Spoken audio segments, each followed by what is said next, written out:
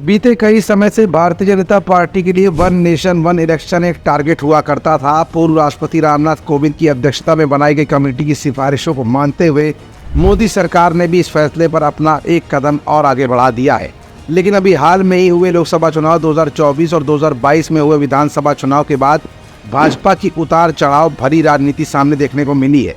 जहां बीजेपी के हाथ से अयोध्या सरक गई, तो वहीं अब 10 सीटों पर होने वाले विधानसभा उपचुनाव को लेकर भाजपा ने अपनी कमर कस रखी है।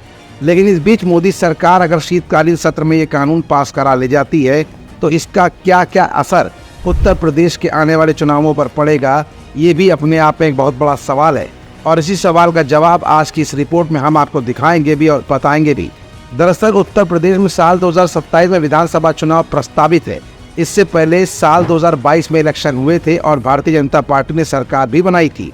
अब जबकि एक राष्ट्र एक चुनाव की चर्चाएं शुरू हो चुकी हैं और केंद्रीय कैबिनेट ने पूर्व राष्ट्रीय रामनाथ कोविंद की नेतृत्व वाली कमेटी की रिपोर्ट को स्वीकृति भी दे दी है।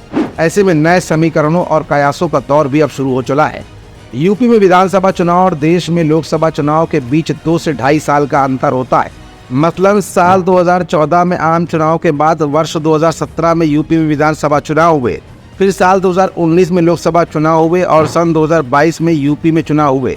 इसी तरह साल 2024 में लोकसभा चुनाव हुए और साल 2027 में यूपी के विधानसभा चुनाव होने हैं।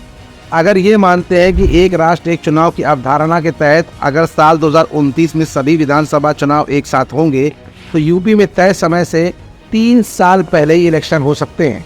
2027 में चुनाव के बाद अगला चुनाव 2032 में प्रस्तावित होगा। अगर 2029 में सभी विधानसभाओं के चुनाव एक साथ हुए तो यूपी में तय समय से पहले ही चुनाव की परिस्थिति बन जाएगी। ऐसे में जहां एक तरफ भारतीय जनता पार्टी लोकसभा चुनाव में उत्तर प्रदेश में बेहतर प्रदर्शन नहीं कर पाई थी, one nation one election bill के पास होने पर 2029 में अगर एक साथ लोकसभा और उत्तर प्रदेश में विधानसभा का चुनाव होता है तो कहीं ना कहीं भाजपा के लिए भी कड़ी चुनौती भरा साबित होगा।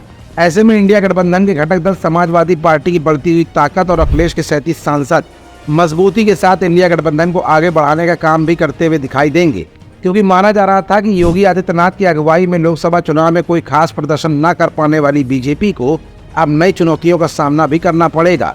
तो वहीं अखिलेश की साइकिल का पहिया इस समय तेजी के साथ घूमता हुआ दिखाई दे रहा है, जिसका फायदा one nation one election bill के पास होने के बाद अखिलेश को भी मिल सकता है।